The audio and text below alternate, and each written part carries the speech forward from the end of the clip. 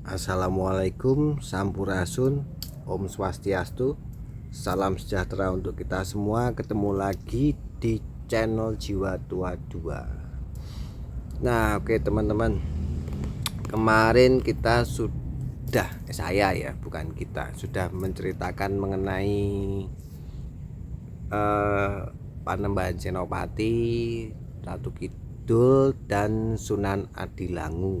Nah, sebenarnya ini merupakan background yang cerita 3 video kemarin yang dipupuh Kinanti, Mijil, dan Danggulo itu merupakan pembuka sebenarnya. Pembuka dari peperangan antara Pajang dan Mataram.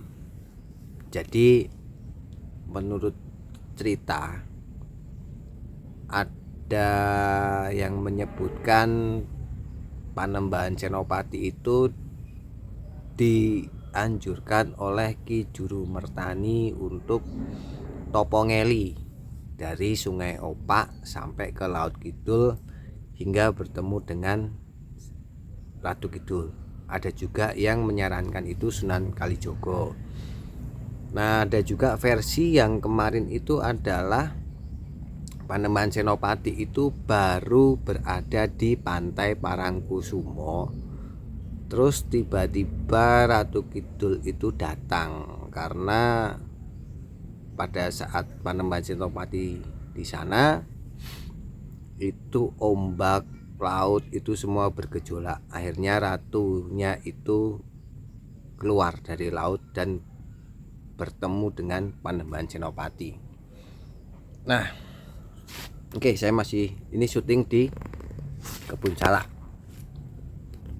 Jadi ceritanya itu kenapa Panembahan Senopati itu sampai istilahnya kalau orang Jawa tirakat sampai ke pantai selatan atau Laut Kidul, itu latar belakangnya seperti ini.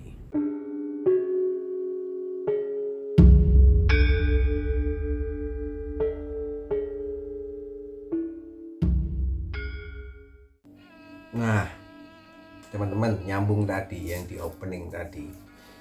Jadi latar belakang dari tirakatnya Panembahan Senopati ke Laut Selatan itu, pada waktu itu Mataram sudah mulai besar menjadi suatu kerajaan kecil, sudah menjadi besar, dan hubungan Mataram dengan Pajang itu sudah tidak harmonis lagi. Ada beberapa hal, salah satunya adalah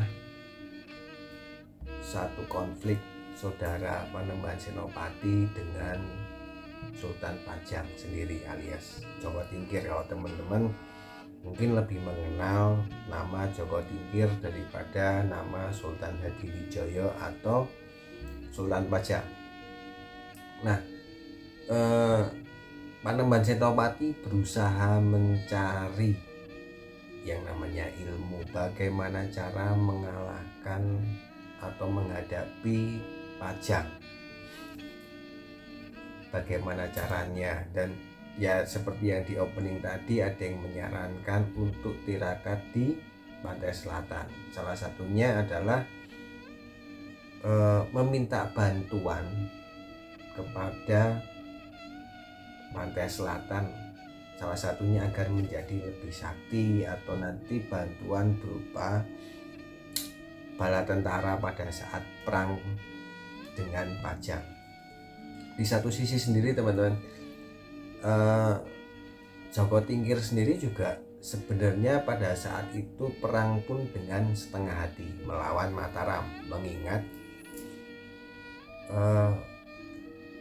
Panembahan Senopati atau Danang Sutawijoyo itu sudah dianggap sebagai anak oleh Sultan Pajang. Akan tetapi karena desakan dari beberapa pejabat kerajaan, salah satunya adalah menantunya juga yang berpikiran, beranggapan bahwa Mataram ini sudah mulai memberontak karena sudah mulai besar, harus ditumpas dari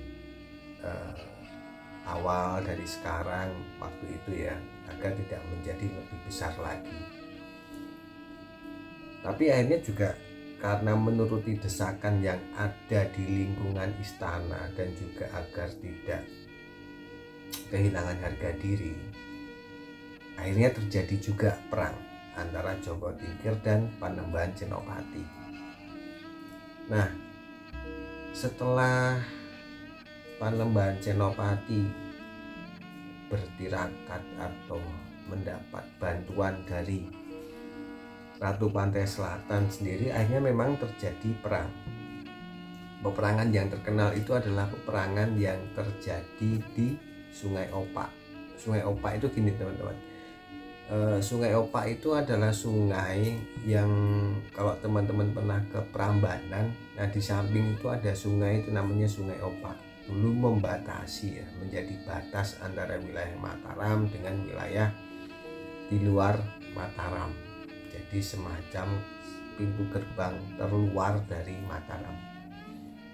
Peperangan terjadi di situ. Jadi antara pasukan Pajang itu berkumpul di sisi sebelah timur dan prajurit Mataram itu berada di sisi sebelah barat. Mungkin kalau zaman dulu sungainya juga agak besar juga ya. Sungainya lebih besar dari sekarang zaman dulu. Nah, pertempuran itu terjadi selama berhari-hari dan Mataram itu mengawasi kedatangan pasukan Pajang itu dari atas bukit. Nah mungkin itu bukitnya itu ada di yang sekarang ada namanya Candi Boko itu, karena diindikasikan bahwa Candi Boko itu merupakan salah satu base camp dari tentara Mataram, terutama yang pejabat-pejabat, karena kan dia bisa melihat dari Candi Boko itu, bisa melihat Prambanan dengan jelas. Itu terjadi peperangan di situ. Nah,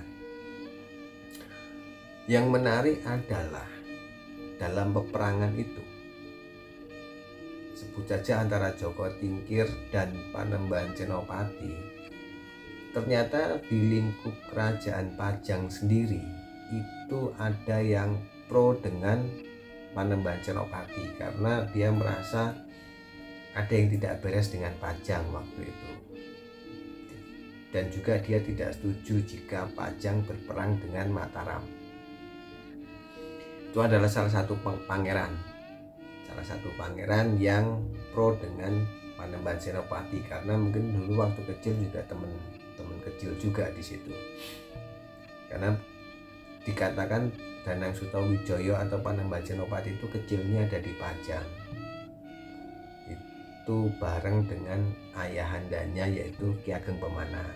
Nah, yang menarik adalah pada saat peperangan itu ya tiba-tiba itu terjadi gunung meletus pada saat tentara Pajang ada di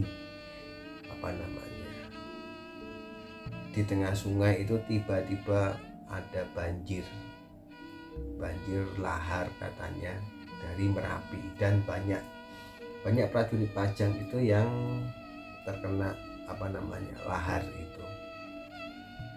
Nah, itu konon salah satu dari bantuan dari Merapi juga, dan bantuan dari Pantai Selatan. Bahkan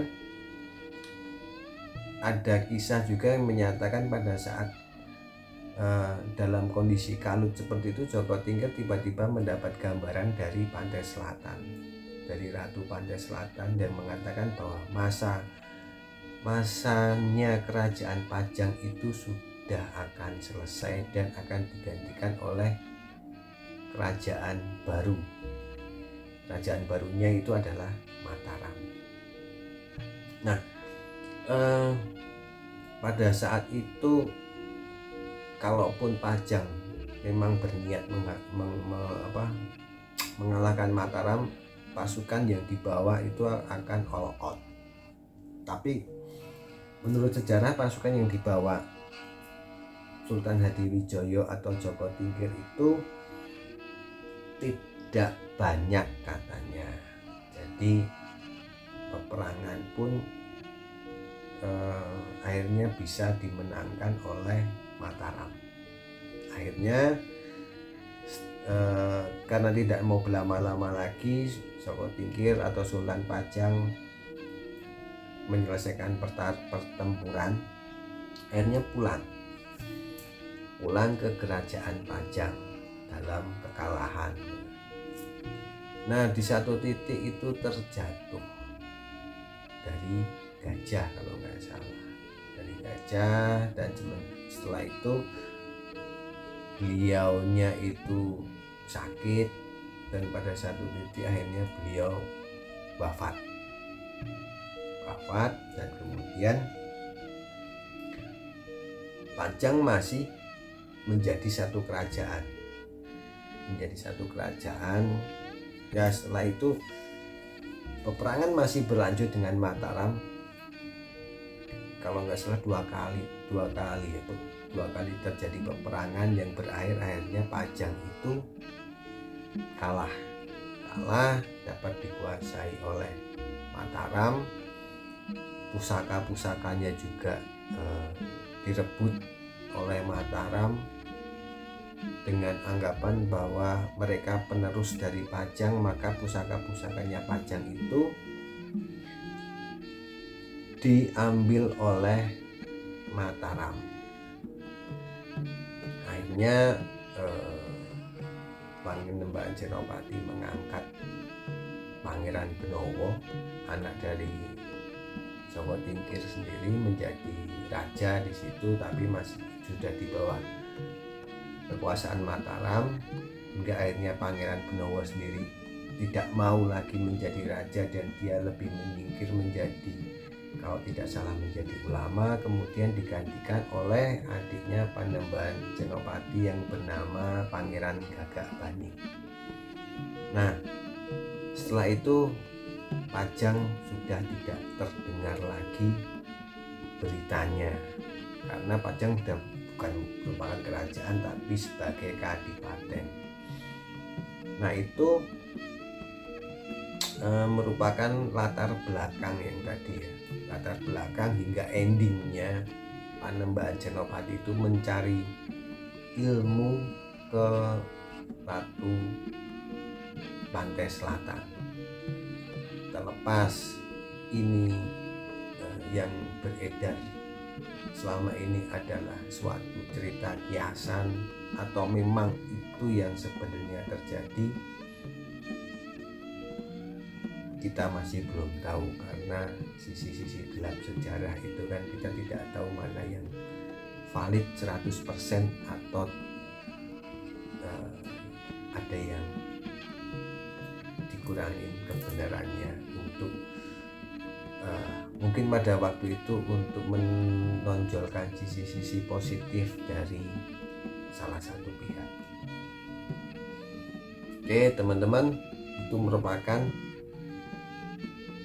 salah satu latar belakang Panembahan Senopati ke Pantai Selatan tadi, dan merupakan pertempuran antara Joko Tingkir dan Panembahan Senopati, Joko Tingkir atau Sultan Pajang, dan akhirnya berakhir dengan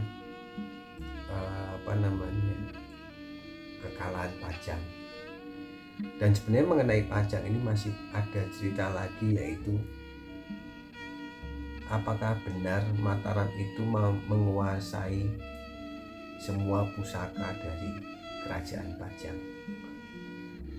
Nanti akan saya ceritakan di konten-konten selanjutnya. Oke teman-teman, terima kasih sudah menonton channel Jiwa Tua 2 dan salam.